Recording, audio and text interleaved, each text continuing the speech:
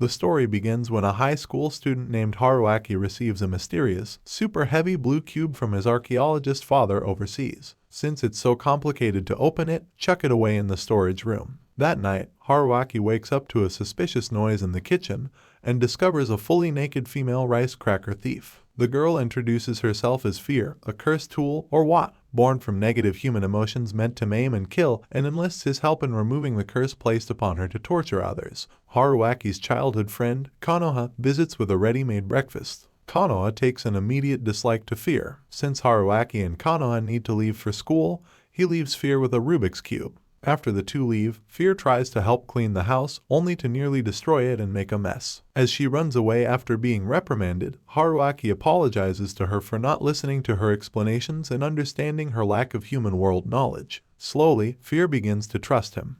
Haruaki tells her that she is going to be transferred to his school together with Konoha, much to Konoha's disgust. Fear's appearance immediately has the whole school going crazy over her adorable appearance and childlike attitude. After letting the entire class in on the fact that she knows Haruaki, he gets questioned as to the relationship between the two. Fear, on the other hand, deals with several clubs trying to pressure her into joining them. After school ends, Fear reflects on the hectic first day and, along with Haruaki and Konoha, decides to take a detour to a lookout point by the ocean. A happy moment turns dangerous when they are attacked by Peavey, a sadistic woman from an organization dedicated to exterminating cursed tools, the Knights of the Battlefront, specifically Fear, whose full name is revealed to be Fear and Cube. Peavey reveals Fear's dark past as a cursed tool created during the height of the Inquisitions, and her participation in it as a torture device with 32 methods of making people suffer. Konoha didn't like the way Peavey runs down Fear and attacks her with her hand blade, though she gets beaten up a little.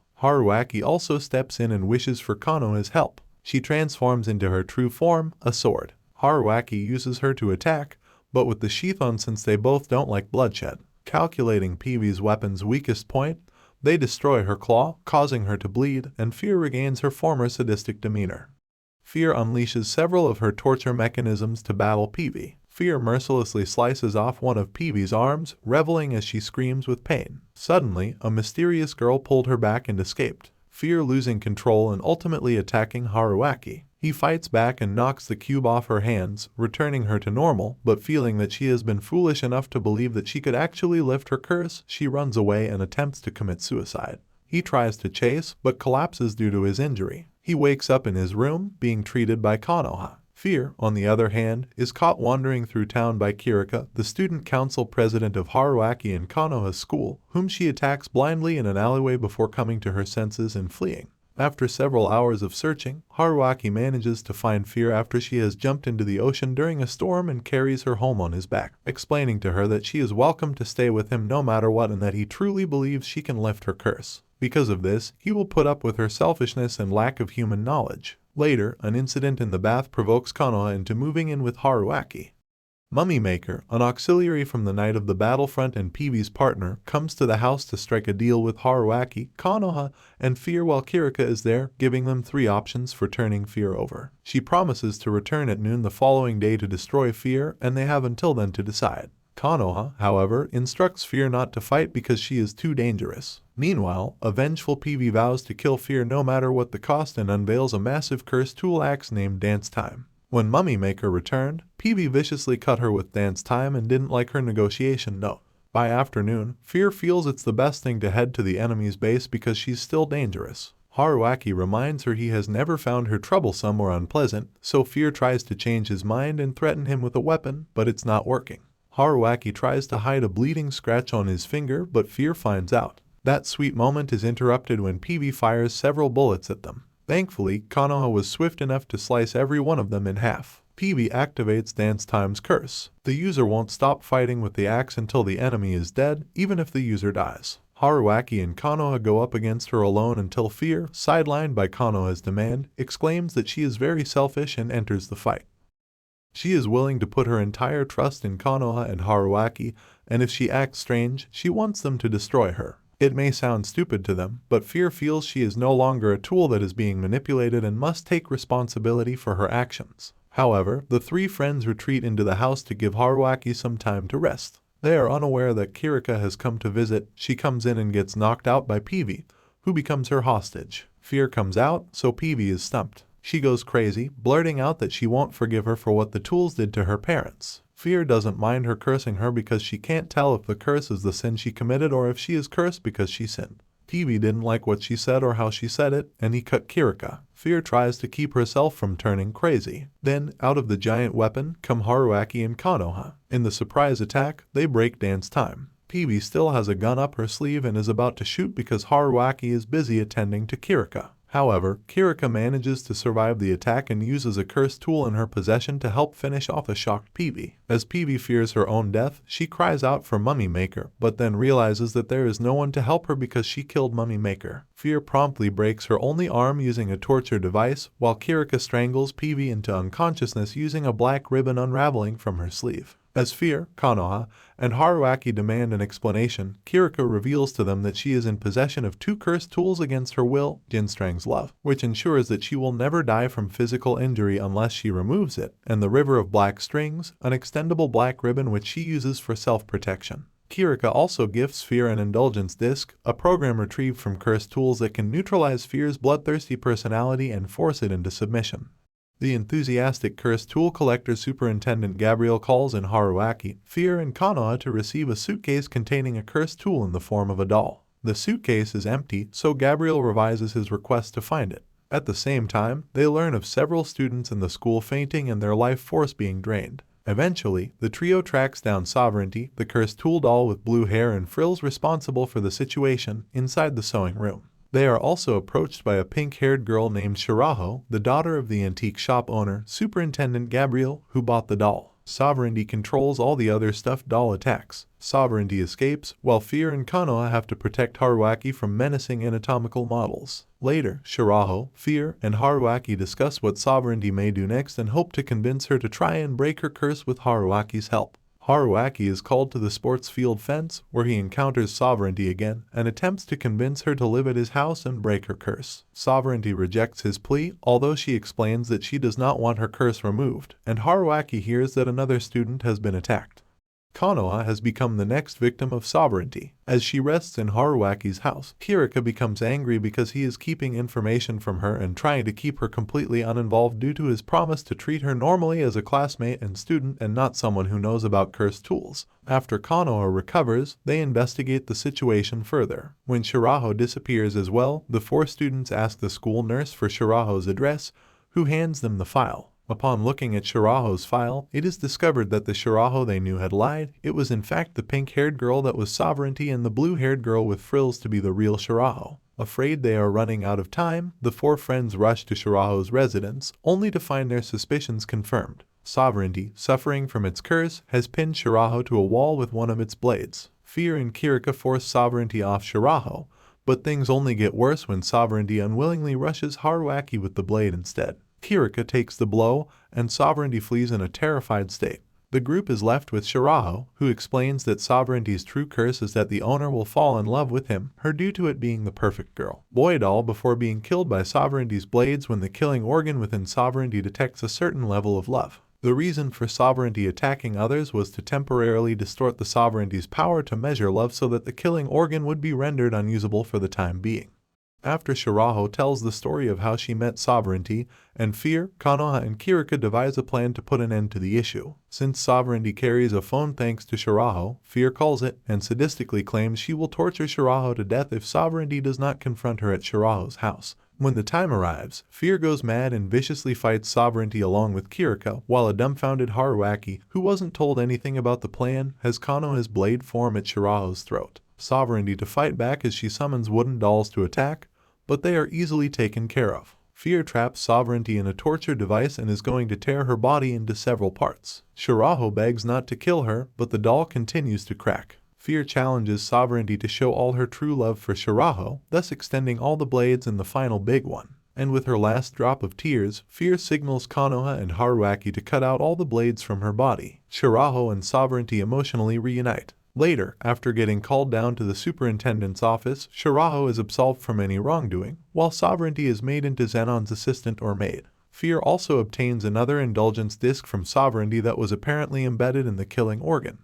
While Fear is home alone practicing her dance for the school's athletic festival, Haruaki and Konoha are out shopping. After a few frustrated failures, Fear storms inside, only to discover a spider is lurking in the house. As Fear tries to hunt it, a large creature captures her, causing her to scream. Haruaki hears and rushes in, only to find Fear being suspended in the air by the hair of a former lodger at his house, Kuro. A former cursed Japanese doll designed to drain her owner's life force, Kuro is now completely lifted from her curse and has opened up a famous hair salon. After an awkward reconciliation, Kuro explains that she came back to town, deciding she would open up her old hair salon. Kuro also reveals she has been targeted by a strange group, which is met with the timely arrival of a strange woman carrying an oversized viola case named Alice. Alice introduces herself as a member of the Vivolio families, an organization devoted to worshipping cursed tools, stating she simply wants to invite Kuro to stay with her. Upon recognizing Fear and Cube, however, Alice shifts to trying to get her to join instead of Kuro. Fear promptly rejects her, causing Alice to take her leave. As she leaves the grounds, Alice declares she'll try to invite Fear to the Vivolio families once more. Meanwhile, Kirika discovers that her partner from her research organization is responsible for releasing Sovereignty and causing the incident.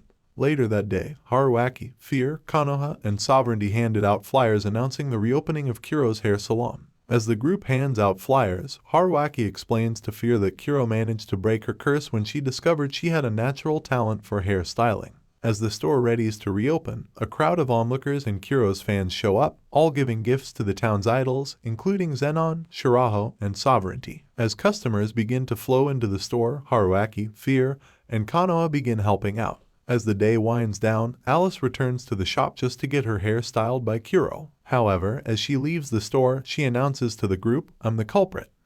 In the middle of the night, Kirika is woken by a phone call from her partner, Himura, who informs her that she is not to get involved with the Vivolio families, which Kirika questions. The next day, while Fear is practicing her dance with Konoha, Haruaki, and Kuro watching, the peaceful atmosphere gets interrupted when the group hears of a strange incident.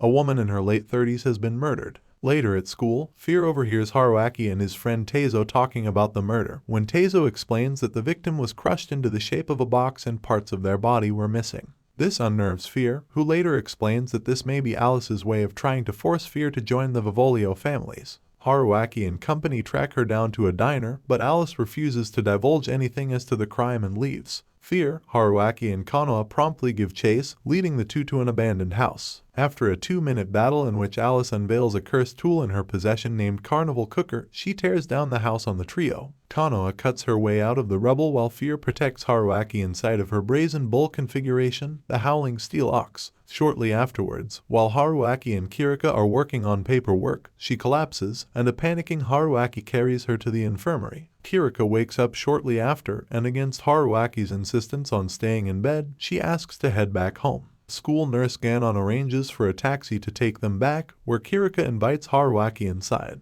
In her house, Haruaki asks if Kirika is hiding anything from him and says that it is okay to tell him since the two are partners in Haruaki's opinion. The request moves Kirika, who promptly asks Haruaki to watch what she has been blackmailed to do. Kirika then takes off her school uniform and asks a speechless Haruaki to watch as she painfully strangles herself and breaks several bones in her body with her river of black strings. After a short while, she is revived by Ginestron's love and explains to Haruaki that the river of black strings forces its user to injure others. However, Kirika satisfies the curse with what she calls a repulsive form of playing alone. Haruaki then compliments her kindness, saying Yuno truly cares about her friends by letting herself suffer this way. Later that night, Haruaki finds Fear outside of one of the appliance stores watching the news. As another murder is revealed on TV, Fear explains that the victims were both customers at Kuro's salon. This prompts Fear to implicate Kuro as the culprit.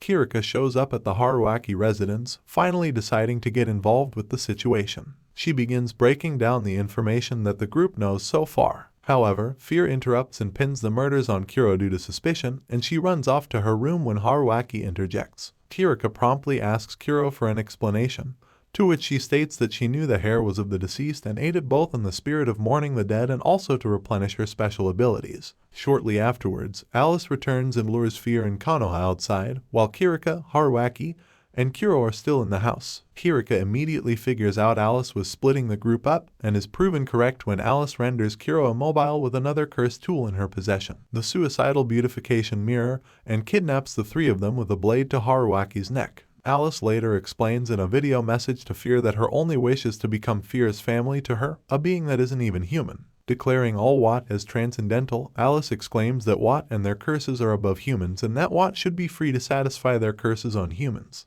Alice then reveals that all those who had died are actually members of the Vivolio families, and that the reason parts of their bodies were removed is because of Carnival Cooker's curse, which forces its user to eat anyone they kill, making Alice a cannibal. Upon the video's end, Fear and Konoha immediately refuse Alice's offer. Suddenly, a bruised and cut-up Kirika is heard crashing through the glass. It is revealed that her partner from the lab snuck in and saved her using a Wat called He in the Bastille, a spiked helmet that causes the wearer to become practically unnoticeable in any way. Himura then tasers a visibly angered Kirika and takes her from Alice. When Kirika wakes up in Himura's car, she questions Himura's role only for him to explain that the whole situation is observable only for him, as he cares more about research. Kirika counters, complaining that she feels like just a tool, prompting Himura to agree and accept that fact. Kirika finally snaps at this, declaring she's fed up with the laboratory emirate and forcing Himura to crash his car. As Kirika finishes her explanation to Fear and Konoha as to what happened, she asks what they think of Haruaki's powers.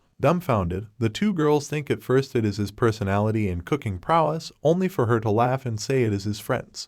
Fear, Konoha, and Kirika finally confront Alice, and a vicious battle between the groups ensues. Alice easily holds off Fear and Konoha, while a distraught Haruaki decides enough is enough and pulls his hands through the handcuffs, causing him to bleed profusely. Haruaki then carries the still immobile Kuro off, asking her to heal him after the fight ends. Haruaki reunites with the rest of the group, causing Alice to get irritated by his escape and the fact that she's outnumbered. Alice then states she'll level the playing field, which Fear calls as a bluff. Alice retorts, saying she has something that turns bluffs into reality. She pulls out her suicidal beautification mirror and explains its three uses: to make the user beautiful, to render a person immobile, and to create polarized clones of the user that last for 10 minutes each. Alice activates the latter and creates more than a dozen clones of herself. Fear, thinking the clones will vanish if she destroys the mirror, rushes the original with her human body perforation drill configuration, only for one of the clones to intercept it and take the blow, much to Fear's horror. As the blood spills from the clone's body, Konoha's hemophilia kicks in, causing her to turn away. Fear, on the other hand, almost goes insane again because she caused the death of a human again.